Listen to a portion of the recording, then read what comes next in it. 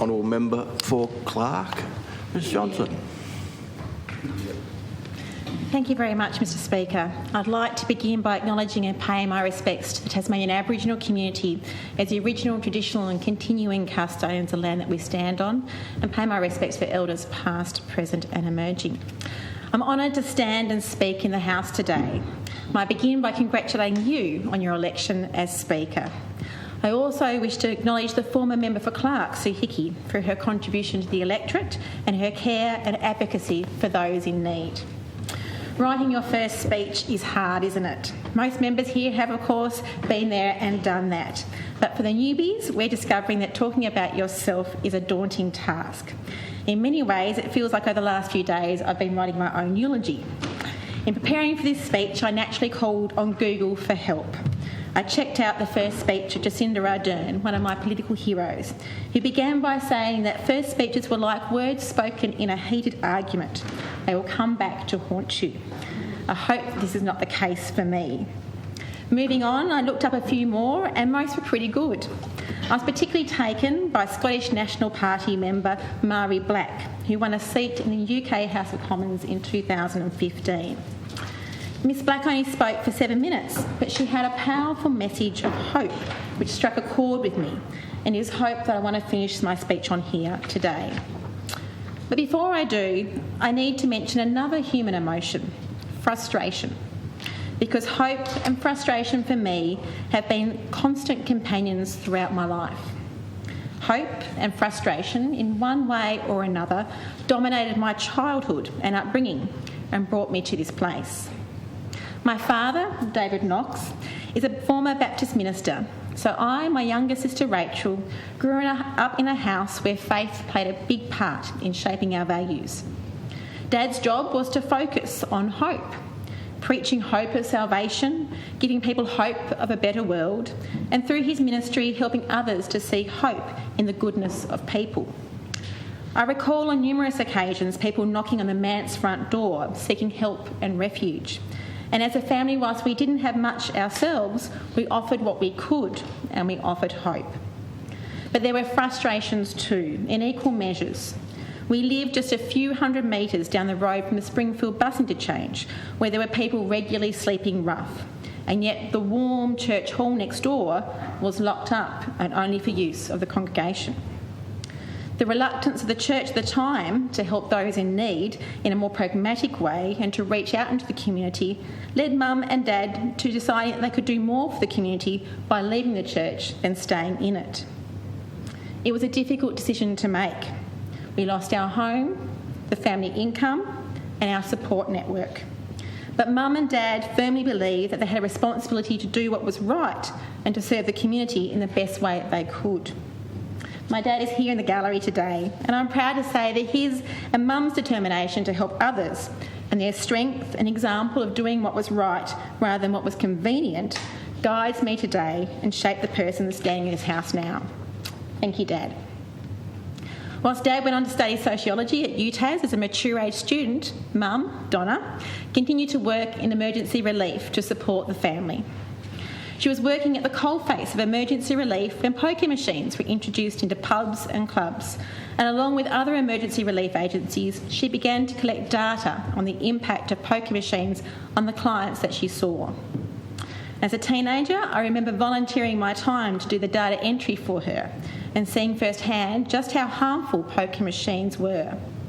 Almost every client she saw was impacted by a poker machine addiction in one way or another. Families' lives destroyed by this parasite in our community. Mum was our family rock, a quiet, principled person, and the best mother to me and Rachel, and grandmother to her precious grandchildren. She passed away from a rare degenerative illness 18 months ago at just 64 years of age. Too young for one so vibrant, with so much to live for and so much to give. But her goodness and values will live on in me forever, and I know that she'll be very proud of me today. So at 17, with a keen interest in social justice, a desire to change the world, and having thoroughly enjoyed my experiences at Youth Parliament and the Australian Schools Constitutional Convention, I joined the Labor Party. Hope springs eternal in the human breast, said Alexander Pope, but he never had to deal with the Labor Party. I lasted about 2 years, then quit, frustrated with the party's stance on asylum seekers. I was devastated and angry at the party I joined because it espoused dignity, respect and equal opportunity, but treat human beings so appallingly. There are many good people in the Labor Party for sure, but I can never forget the ALP's disgusting acquiescence on this issue. I could not accept, as I was told by party members at the time, that it was all about trade-offs, that it was okay to support an inhumane policy because swings and roundabouts, in other ways this party stood up for the disadvantaged. This did not sit well with me, and it never will. In my book, you do the right thing every time, not just when it's politically convenient. That episode of my life might have been frustrating, but it also gave me hope for my own future. The penny dropped. I would never be a party person again. I love politics, but the party route was not my road to follow. If I was going to do this again, it would strictly be as an independent. That revelation, that epiphany, forever changed the way I looked at my life. But Mr Speaker, I was only 19 years old. University studies, my work with the Hobart Community Legal Service and the Tenants Union of Tasmania, marriage, an overseas working holiday, and then children ensued. And out of necessity, politics took a back seat for a while. My husband Ben and I had our 2 children, Harry and Lucy, in our mid-20s, a young age by today's standard. As a parent, you naturally want to change the world to make it a better place for your children. But I also feel that it's important to model for them a commitment to serving the community with empathy and kindness through living out your values, so that they grow up to understand the responsibility and joy of living as part of an inclusive community. From a very young age, I've never shielded them from what I do or the issues that I've had to grapple with, because I know that these are valuable life lessons, sometimes tough ones, and they've taken it all in their stride. Harry, my gentle, caring soul and budding commercial pilot, and Lucy, my strong-willed dancer and paramedic-to-be, now teenagers, are in the gallery, and a prouder mother you will not meet. Thank you both for allowing me to do what I do, sharing with me the community, for putting up with my crazy diary juggling, for not getting too embarrassed by seeing me on the paper or on the TV, and most importantly, thank you for loving me unconditionally. I love you both. We agreed that I'd be a stay-at-home mum whilst the kids were little, and I relished the opportunity, so I didn't work again until my late 20s. I enjoyed my time at home with the kids, but quickly realised that I was becoming all too familiar with the Wiggles lyrics and dance moves and craved the need to enter again the adult world and get back involved in my community. So I decided that as a sleep-deprived mother running around after 2 children under 2, there was no better time to do a master's degree in criminology and corrections, as you do. I had the benefit of learning from the likes of Professor Rob White and the late Dr Vanessa Goodwin about the need to be smart on crime and tough on the causes of crime if we are to break the cycle of repeat offending. My study again highlighted to me the great structural inequalities that exist in our community and how small budget programs, such as the now defunded Chance on Main, can have a big impact on people's lives and on public safety. My frustrations grew. At about this time, with my husband Ben and a small but passionate group of rail enthusiasts, I started a community campaign to reinstate passenger rail to the Hobart northern suburbs. My role was to speak with community groups about this no-brainer proposal and seek their support. I loved meeting with all the different groups and finding out about what they did. And before I knew it, I was recruited to join their committees as secretary and rewrite their constitutions.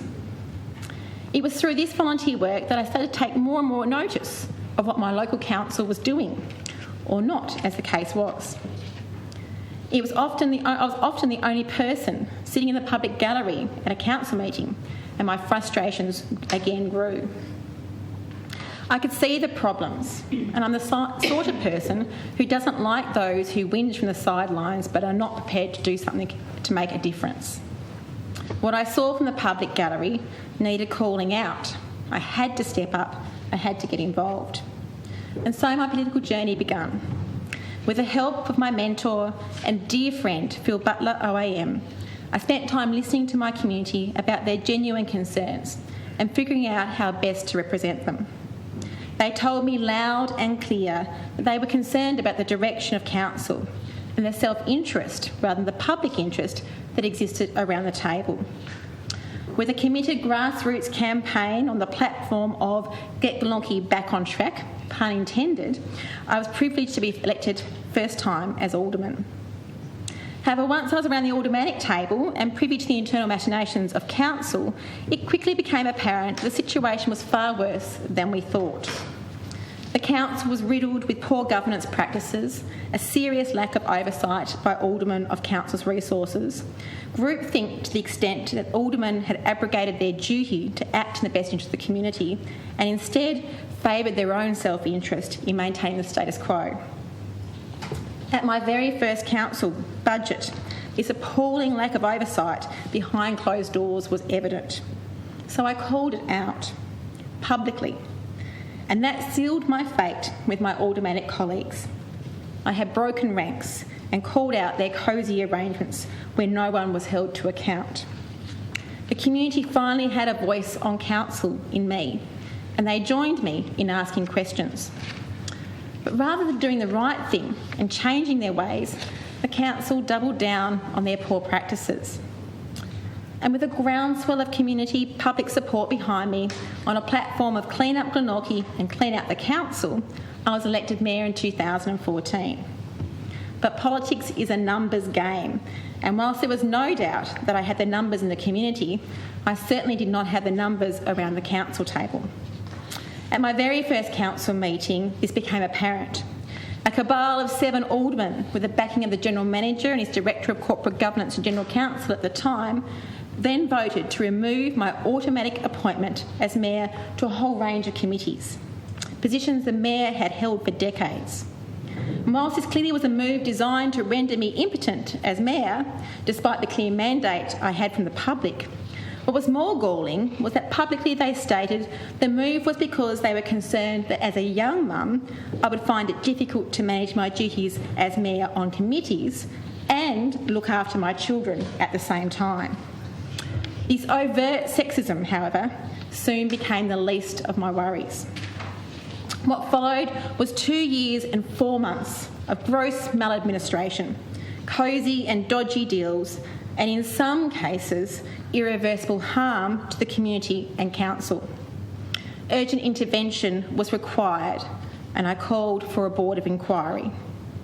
Despite the best efforts of the cabal to shut down and undermine the independent inquiry through illegal proceedings, finally the Board of Inquiry report was released after 2 years of investigation.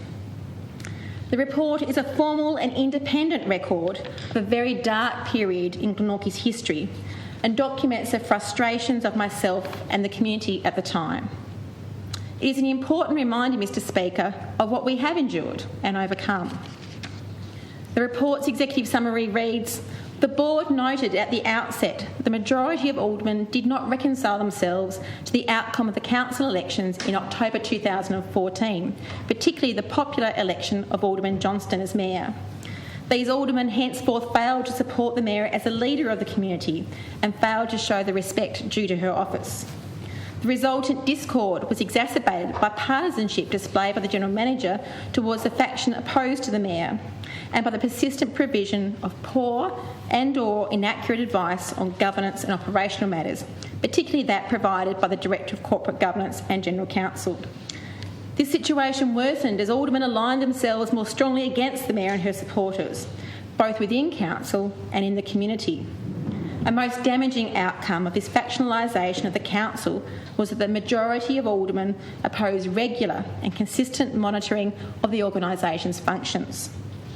The report goes on to say that those aldermen opposed to the mayor failed to put the interests of the community ahead of their own apparent intention to destabilise the office of the mayor and denigrate the mayor herself.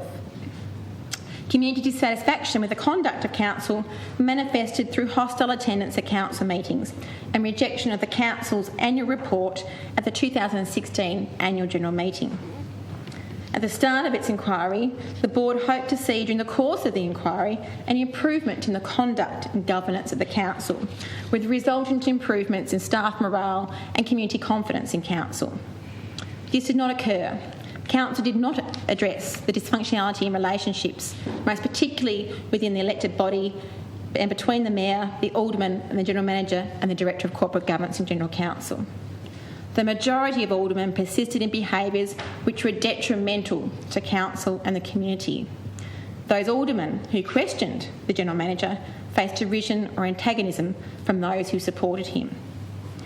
Mr Speaker, these are serious findings and vindicated the position I took as Mayor.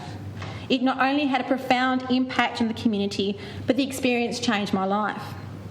There were times when the attacks from my colleagues were extremely personal, targeting loved ones and even my home on occasions.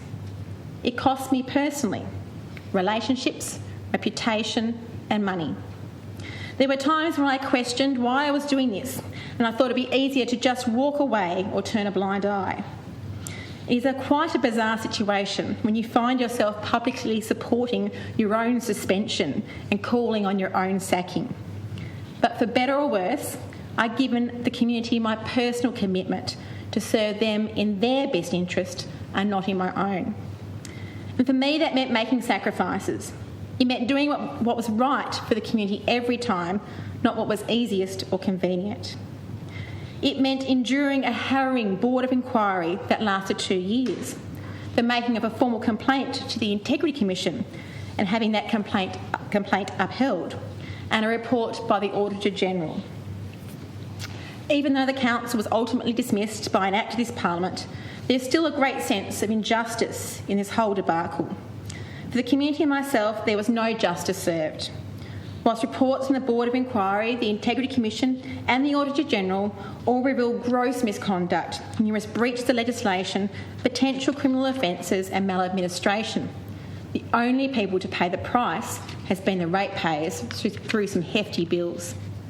There were no prosecutions, no one has been forced to pay back money, and the wrongdoers walked away scot-free. The system failed my community. And I, along with the community and a newly elected council, were left to pick up the pieces.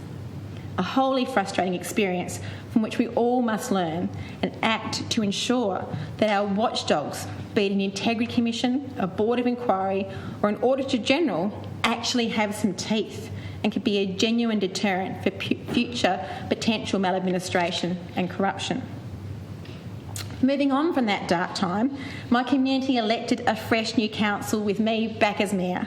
And for the first time in a very long time, the council was made up of 10 independent aldermen who were all united in a common purpose to put the community's best interests first. I'm incredibly proud to have led this council. We worked diligently to address all 58 ministerial directions and restore good governance at Glenorchy. We worked through a large number of legacy issues and made tough decisions. Respect, honesty, transparency and accountability have become the hallmarks of Glenorchy City Council, and I could not be prouder. The council and community are thriving now. With a $1.9 billion pipeline of investment, the future of Glenorchy is one full of opportunities where people are proud to live beyond the curtain, embracing its diversity and working together. Whilst it was me sitting back in the mayoral chair, I could not have done this alone. The achievements are a team effort and they deserve recognition. First, I must thank the community for their strong support right throughout my time in local government. The trust and faith you showed in me gave me great strength to carry on when times were difficult. I thank also the current aldermen I serve with for their willingness to step up when things were tough. But I want to particularly thank and acknowledge the staff at Council, those who risked their jobs for speaking up and calling out the wrongdoing at the time, and those who have helped to rebuild the council in the face of adversity. So why then, with council kicking goals, did I decide the time was right to move on? And the answer is simple. It's about frustration and hope. With things settled down at council, community members were no longer sharing with me their concerns about council administration. Instead, they were talking to me about health, housing, transport, education and pokies, just to name a few. They were consistently telling me that they were disillusioned with party politics, not dealing with these issues, and they were looking for a voice. I care and I wanted to be that voice. But frustratingly, I could only do so much as Mayor when these issues fell squarely within the remit of state government. And from that frustration grew a hope that by shining a light on these issues, we might actually find solutions and ultimately get a better outcome for the people of Tasmania. Let me pause briefly to explain what drives me, what pushes my buttons. In other words, my frustrations with our society, what needs to be fixed, which is why I'm here today. What I really despise, what frustrates me to the core, is the indifference and injustice in our society. I hate that Australians on one hand can show so much caring and compassion that on the other can be uncaring to the point of cruelty. I've already mentioned the major political parties' brutal asylum seeker policies, but there is just as much willful indifference right in front of our noses, on our streets and in our homes. For instance, why do we allow poker machines to populate our poorest suburbs? Mr Speaker, $500 million, that's $500 million, has been lost by Tasmanians on poker machines since the 2018 election. In Glenorchy, our community loses over $2 million every month on these evil machines. We know for a fact that lives are destroyed, but we still let it happen, right under our noses. And why do we let people live on our streets? Think about it for a minute. Here we are, one of the richest and luckiest countries in the world, living in the best state, and we can't provide a roof over our neighbours' heads. Housing is a fundamental human right. We must have serious investment in affordable housing and in emergency and crisis housing. Mr Speaker, why do we have a justice system that is little more than a criminal factory, a sausage machine that sees 6 in 10 young people released from prison reincarcerated inside 12 months? How on earth can that be good for our society? And don't get me started on the failing health system. Of course, this is a much bigger and more complex debate than can be allowed for here, but suffice to say there needs to be an increased focus on community health so that people can be treated in their own homes and in their own community. This means promoting wellness, allied health, after-hours GPs, mental health services, addiction counselling. I hope you get the picture, putting people at the centre of health policy. So, Mr Speaker, these are a few of my concerns and motivations for coming to this House. They are bound together by a desire for a community, for us all to look out and care for each other. As customary in these speeches, I must take a moment to thank and acknowledge a number of people. I do so knowing full well that I will no doubt miss out someone, but here goes nonetheless. To my family, Lucy, Harry, Ben, Dad, Rachel, Kevin, little William and George, Greg and Elaine, and the entire extended Knox and Johnston clan, thank you for loving and supporting me. To my political mentors, Dr Peter Tucker, Andrew Wilkie and Phil Butler, who I dearly miss, thank you for your wise counsel and guidance. Thank you for putting up with me and listening to my rants, for encouraging me when I thought all hope was lost, and for taking my calls at all hours of the day and night. To my best buddies, Georgia, Georgie, Bryn, Karen and Terry, thank you for sticking by me, keeping me grounded and supporting me. And finally, thank you to the people of Clark for giving me the honour of serving you and for believing that politics can and should be different. I will not let you down. Mr Speaker, I am proud of my success as an independent Member of Parliament, the first since the size of the House was decreased in 1998. Independence is hard, but it's worth it. Mr Speaker, I've come close to the end of my address today. I spent some time outlining my frustrations, but wish to end on the hopes I have for the future. By nature, I'm an optimist. I believe in the goodness in people if only we allow it to shine. Mr Speaker, we Tasmanians are living in a different era. The limitations on international travel because of COVID has turned the country's attention to our beautiful little island. We are a destination of choice, the envy of many. My hope is that we can take proper advantage of that while the sun shines on us. We are at a critical point in our history. We can continue the same old ways with health, housing, criminal justice and education, or we can use the lessons learned from COVID and make real change. Do things differently. It's a cliche, I know, but Einstein's famous quote could not be more applicable.